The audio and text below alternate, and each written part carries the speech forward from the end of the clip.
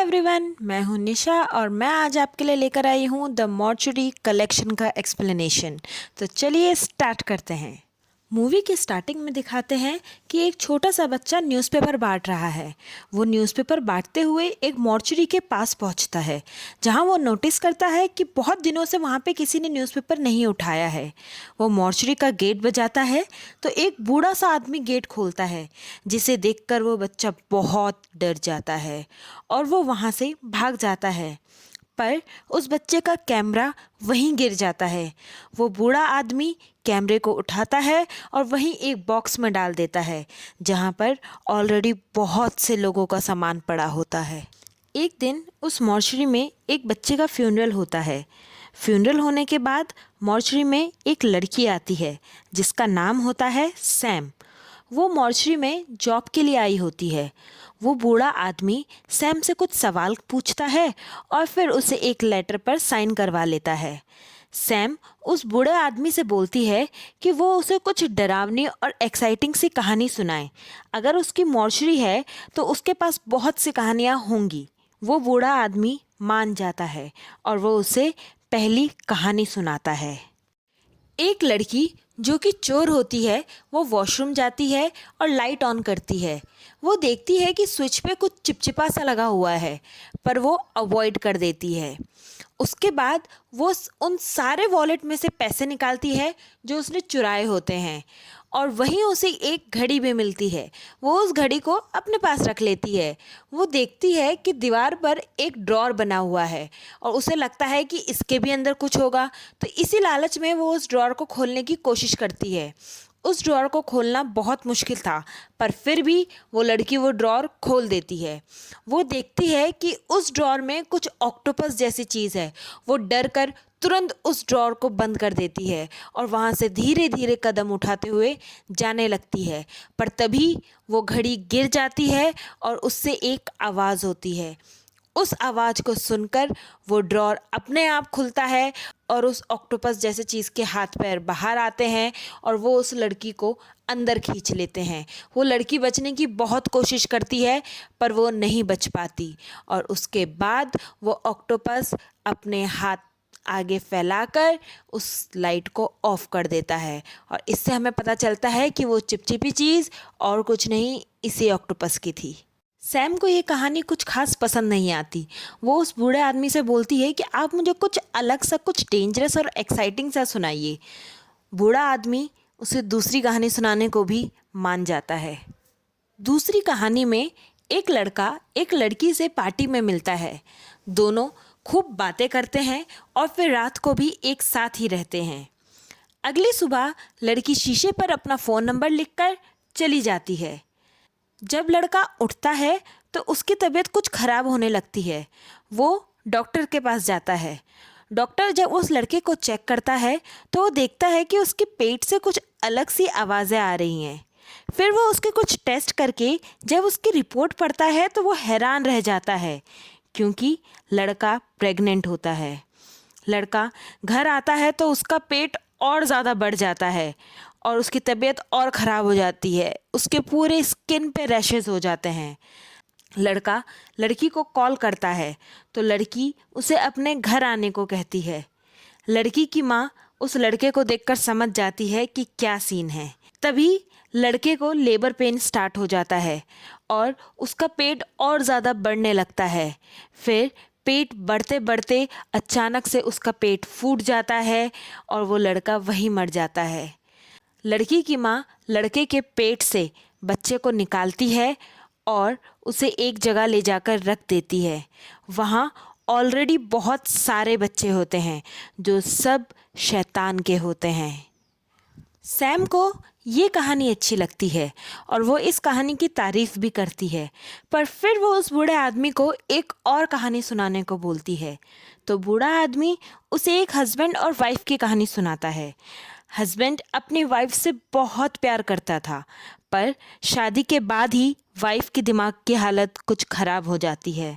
Husband उसका बहुत इलाज कराता है, पर कोई फ़र्क नहीं पड़ता। एक दिन वो अपनी वाइफ के लिए कैंडल लाइट डिनर अरेंज करता है और उसे दवाई की ओवरडोज दे देता है। ऐसा करने को डॉक्टर ने ही उसे कहा था।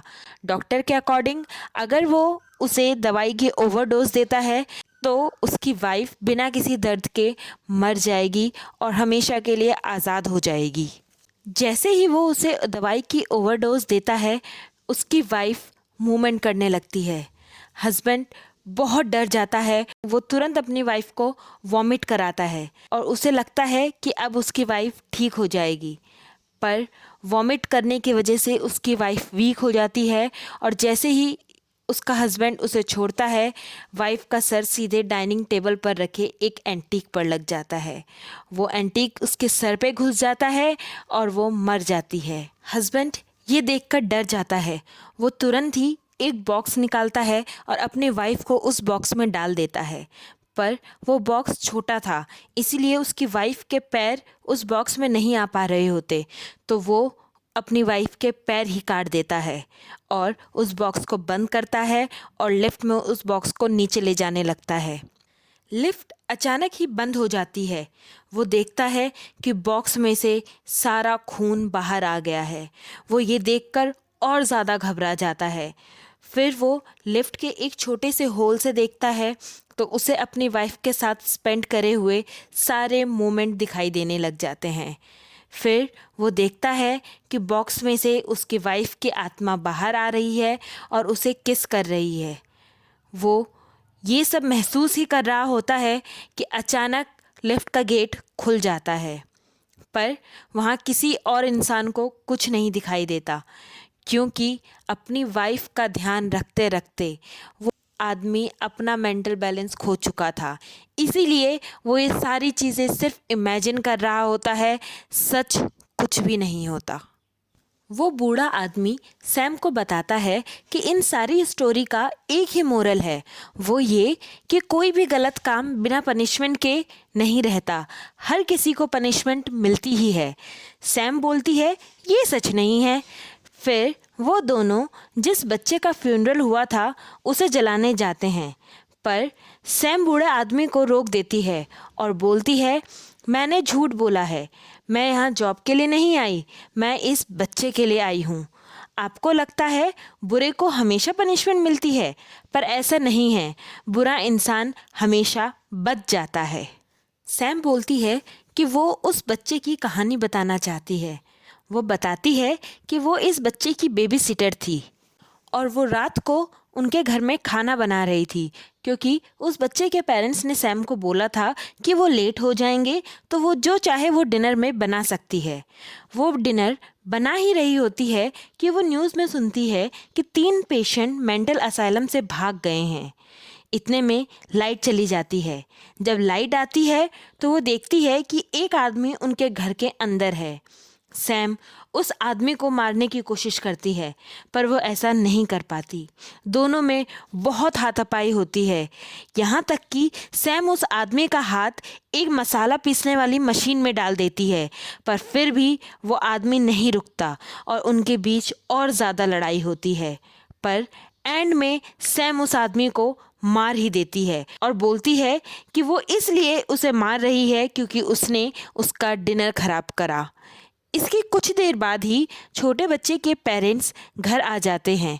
वो उस आदमी को मरा हुआ देखकर घबरा जाते हैं, क्योंकि एक्चुअली में वो आदमी ही बेबी सिटर होता है और सैम वो साइकोपैथ जो मेंटल असाइलम से भागी थी।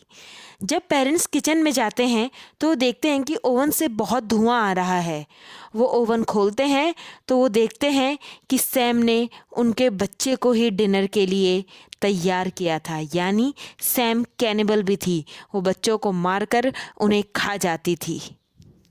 ये सुनने के बाद बूढ़ा आदमी सैम से पूछता है कि वो वापस क्यों आई है, तो सैम बताती है जैसे बूढ़े आदमी के पास कहानियों का कलेक्शन है, वैसे ही सैम के पास उन सारे बच्चों के दांतों का कलेक्शन है जिसको भी उसने अभी तक मारा है।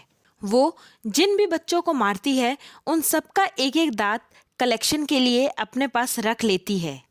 इसके बाद सैम बूढ़े आदमी को भी चाकू मारती है, पर उस आदमी को कुछ भी नहीं होता और वो ज़ोर ज़ोर से हंसने लग जाता है और उसके पेट से एक येलो कलर का चिपचिपा सा लिक्विड निकलता है। सैम वहाँ से भागने की कोशिश करती है पर वो उसी मॉर्चरी में ट्रैप हो जाती है। वो भागते भागते एक लाइब्रेरी में पहुँचती है जहाँ की एक एक बुक में से एक एक बच्चे की आत्मा बाहर आती है जिसको भी सैम ने मारा होता है और वो सारे बच्चे मिलकर सैम को काट काट कर मार देते हैं।